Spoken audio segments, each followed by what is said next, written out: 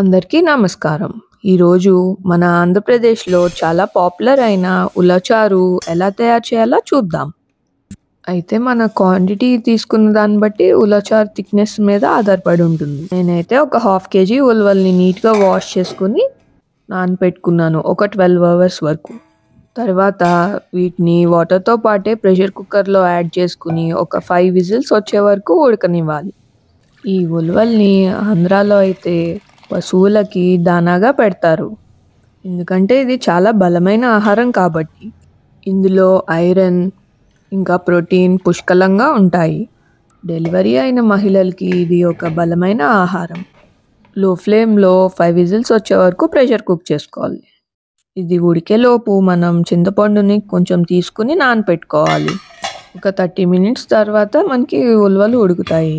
Pressure అంతా పోయే వరకు వెయిట్ చేసినాక మూత ఓపెన్ చేసుకుని ఇప్పుడు ఈ ఉలవ నీళ్ళని ఇంకా ఉలవల్ని సపరేట్‌గా చేసుకోవాలి.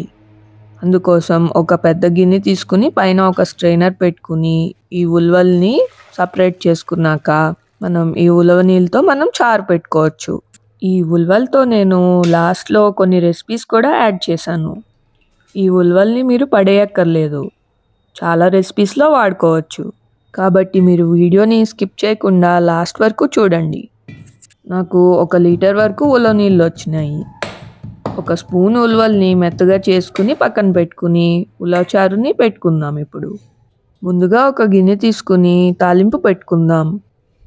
ఆయిల్‌లో కొన్ని వెల్లుల్లిపాయలు, 2 ఎండుమిరపకాయలు వేసుకుని ఆవాలు, కరివేపాకు, ఒక 2 పచ్చిమిరపకాయలు కూడా వేసుకున్నాక ఒక 2 పెద్ద ఉల్లిపాయలు వేసుకోండి. ఈ ఉలవచారులో ఉల్లిపాయ తగులుతూ ఉంటే చాలా టేస్టీగా ఉంటుంది. ఉల్లిపాయ కొంచెం మగ్గినాక మనం స్ట్రెయిన్ చేసుకున్న ఉలవ నీళ్ళని ఇందులో యాడ్ చేసుకుందాం. ఈ ఉలవ నీళ్ళు ఎంత మరిగితే అంత టేస్ట్ వస్తుంది. బయట మార్కెట్‌లో దొరికే ఉలవచారు కొంచెం థిక్‌గా ఉంటుంది. మీకు ఎక్కువ థిక్‌గా కావాలంటే ఉలవల్ని ఎక్కువ తీసుకుని యాడ్ చేసుకోవచ్చు. ఒకసారి మిక్సర్ గ్రైండర్‌లో ఉడకబెట్టుకున్న ఉలవల పేస్ట్ యాడ్ చేసుకుంటే థిక్‌గా వస్తుంది. కాకపోతే చింతపండు కూడా ఎక్కువ యాడ్ చేయాల్సొస్తుంది. కొంచెం ఉప్పు, పసుపు వేసుకున్నాక కొంచెం ఉలవలు తీసుకున్నాం కదా ఇందాక, అది మ్యాష్ చేసుకుని ఇందులో యాడ్ చేసుకుని బాగా మరగనివ్వాలి. ఇప్పుడు నానపెట్టుకున్న చింతపండు రసాన్ని కూడా వేసుకుందాం. ఈ చింతపండు కూడా పచ్చివాసన పోయే వరకు మరిగించుకోవాలి. నా ఫేవరెట్ ఫుడ్ అండి ఉలవచారు. కాబట్టి నేను ఇలా ఇంట్లోనే ఎక్కువగా చేస్తూ ఉంటాను. బాగా మరిగినాక స్టవ్ ఆఫ్ చేసుకుని సర్వ్ చేసుకోవడమే. అన్నంలో కొంచెం ఉలవచారు వేసుకుని, కలుపుకొని కొంచెం మీగడ యాడ్ చేసుకుని తింటే ఆ టేస్ట్ అద్భుతంగా ఉంటుంది. మీరు కూడా ఒకసారి ట్రై చేసి చూడండి. అయితే ఉలవలతో కొన్ని రెసిపీస్ చెప్తానన్నా కదా! కేజీ ఉలవల్ని ఒకేసారి తినలేం కాబట్టి డీప్ ఫ్రీజర్‌లో ఒక 2 వీక్స్ వరకు మీరు స్టోర్ చేసుకోవచ్చు.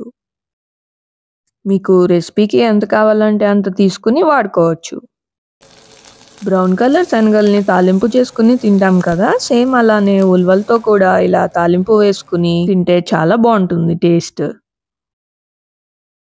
అయితే ఇందులో ఉల్లిపాయ, క్యారెట్, కొద్దిగా నిమ్మరసం, ఉప్పు వేసుకుని తింటే చాలా బావుంటుంది. మీ దగ్గర పచ్చి మామిడికాయ అందుబాటులో ఉంటే మీరు అది కూడా యాడ్ చేసుకోవచ్చు. లాస్ట్‌లో కొంచెం మిరియాల పొడి, ఉప్పు కలిపేసి సర్వ్ చేసుకోవడమే. ట్రై చేసి చూడండి. చాలా టేస్టీగా ఉంటుంది ఇది కూడా.